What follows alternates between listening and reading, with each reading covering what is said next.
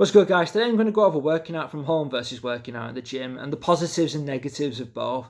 I myself, particularly over the last few years, I found that for the majority of the time I work out from home. The only time I go to the gym is if my friend's going, I'll go with him. But if I'm by myself, I'll work out from home.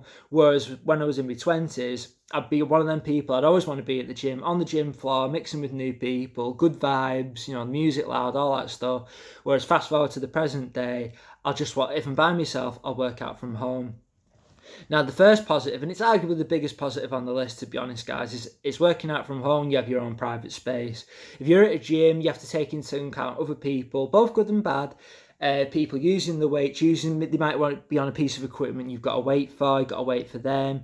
Other people around you in the gym, you haven't got your own private space, whereas you're at home, you've got your weight sorted, you can get the workout done, and you're not having to bother or worry about anybody else. Whereas if you're at a gym, you have to take into account other people. So you haven't got your own private space. You can try set up your own corner in the gym and that, but it's difficult to do. Whereas at home, you've got your own space and you can get your workout done and dusted. Another positive of working out from home is saving time. Now, if you're going to the gym, 9 times out of 10, you're going to have to travel whether you're driving, cycling, any of that stuff. You've got to travel A to B. You might have to wait for someone who's on a piece of equipment you want to use. They might be using a pair of dumbbells you want to use. You might get talking to people. Sometimes it can be a timely ordeal. You can be in there a couple of hours, if not longer. Whereas if you're working out from home, you've got less distractions. You can concentrate on your workout and you can be done and dusted. Particularly if you're doing split training, you can be done and dusted in 40 minutes. So that's definitely another positive. It's time consuming. Another positive, now this could be a positive and a negative, but I'd say it's more a positive, is the cost. Now, people sometimes are a bit put off with buying equipment because of the sheer cost. However, once you've bought the equipment, whether it be a pair of dumbbells or a squat rack, pull-up bar, whatever it may be, once you've bought that equipment, you've bought it for life. That's how you want to look at it. So you don't need to be spending thousands of pounds worth of equipment on like shoulder press machine, leg press machine. You can work your entire body, full body, comfortably with just free weights, dumbbells and barbells. And although the cost at first might seem steep, in the long run, it's well worth it. Once you've bought the equipment, once you've bought the weight, should I say, you've got it for life. And the cost isn't crazy, by the way. For dumbbells, barbells and weight plates, it's anything from a couple of £100 up to £1,000, and £1,000 at the absolute most. It's not thousands and thousands of pounds worth of equipment. Now, the negatives of working out from home are, it might just not be for you. You might be one of them people who has to be on the gym floor, mixing and meeting new people, talking with new people. You just haven't got the motivation or enthusiasm to just do it yourself at home. And if that's you, fair enough. Some people like being on the gym floor and mixing with people and the music on and using all the machines and stuff. If that's you and working out from home, that's fair enough. So that can be a negative. It just might not be for you. Another negative, and I think this is the main negative of working out from home, is the lack of options. You can't sometimes, if you're not in the mood to do squats, deadlifts, you just want to go on a machine. It's easier. You can get more reps.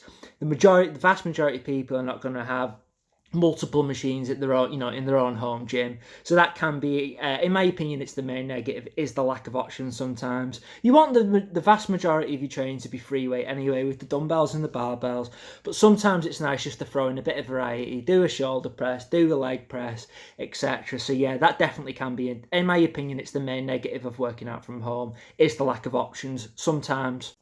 Now, next we've got the positives of working out at the gym. Now, arguably, the main positive of working out at the gym, without a doubt, is having more options. At home, unless you do put more money into it and buy a lot of different stuff, you can sometimes have a lack of options. Whereas at the gym, you've got multiple machines, multiple free weights, different types of cardio equipment. The options are almost like, the options are endless at the gyms, whereas at home they're not. You have the freedom to choose you have multiple options, and for some people that can be more enjoyable. They're not limited, whereas at home sometimes, particularly if you haven't got loads of money to buy the equipment, you can be a bit limited.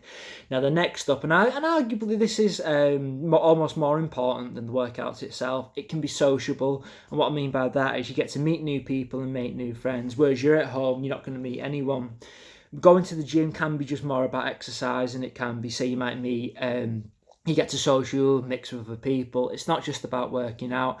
The old gym I used to go to, people used to meet and have coffees. They used to They used to be in there hours in the mornings, meeting, talking. It was like it was a social gathering more than a workout. Yeah, they did the workout, but that was secondary. Social side of things was fantastic. So from a social point of view, meeting new people, that's definitely going to the gym is definitely another positive.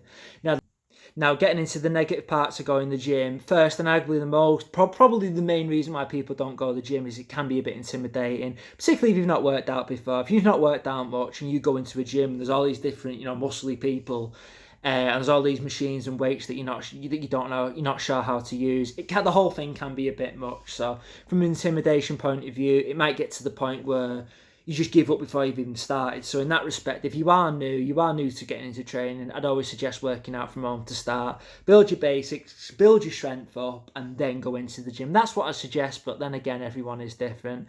Another negative of joining the gym nowadays particularly is cost. It ranges anything from 20 up to 50 quid a month. They're definitely not as cheap as they used to be, so it's definitely not the cheapest solution. I'm not saying it's super expensive, but from a cost point of view, it can add up. Now, what would I say? Should you use the gym? Should you work out from home? I'd say use both.